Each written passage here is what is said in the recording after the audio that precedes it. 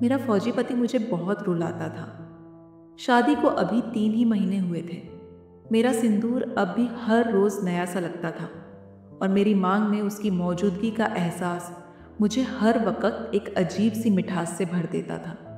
पर मैं जानती थी ये मिठास हर रोज मेरी आंखों में नमी भी छोड़ जाती थी।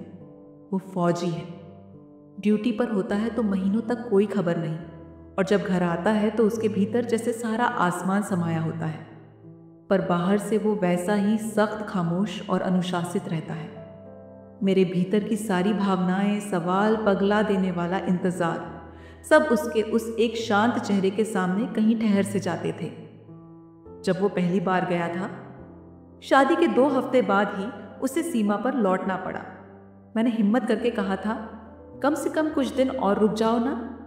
उसने बस मेरी आंखों में देखा था, कुछ भी बोले बिना, और अगले ही पल मैं उसके हाथों में अपना चेहरा छुपाकर रो पड़ी थी।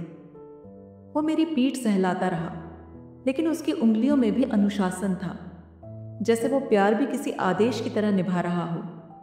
उसकी चुप्पी मुझे रुला देती थी। फोन पर उसकी बातें गिनी चुनी होती। खाना खाया? घर में सब ठीक है? पापा की दवा टाइम पर दे देना। मैं इंतज़ार करती रहती कि वो कभी कहे, मुझे तुम्हारी याद आती है, पर वो कभी नहीं कहता। उसकी चुप्पी मेरे अंदर उतरकर मुझे हर रात रुलाती थी, पर किसी से कह नहीं सकती थी। फौजी की पत्नी हूँ, मजबूती मेरा श्रृंगार है, ये सब लोग कहते थे। लेकिन फिर एक चिट्ठी आई। डाकिया आया था, हाथ में एक पुरानी सी लिफाफा। उस पर उसका नाम लिखा था और नीचे मेरा।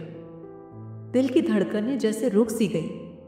प्रिय भूमिका, तुम्हें बहुत कुछ कहने की कोशिश करता हूँ, पर हर बार शब्द साथ नहीं देते।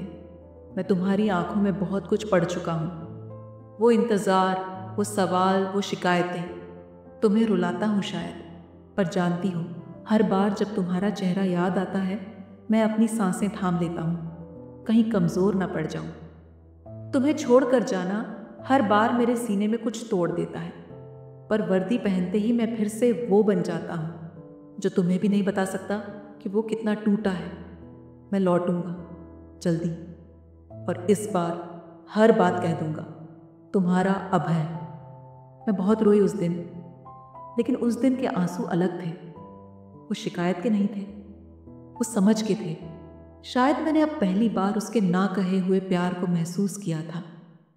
जब वो लौटा, इस बार दरवाजे पर खड़े होकर उसने कुछ नहीं कहा, बस मेरे माथे को चूमा और धीमे से बोला, इस बार मैं तुम्हारे आंसू पोंछने आया हूं, उसे देने नहीं। मेरा फौजी पति मुझे बहुत रुलाता था, लेकिन अब मैं समझ चुकी थी। वो हर बार अपनी खामोशी में मेरे लिए जान की हद तक लड़ता था।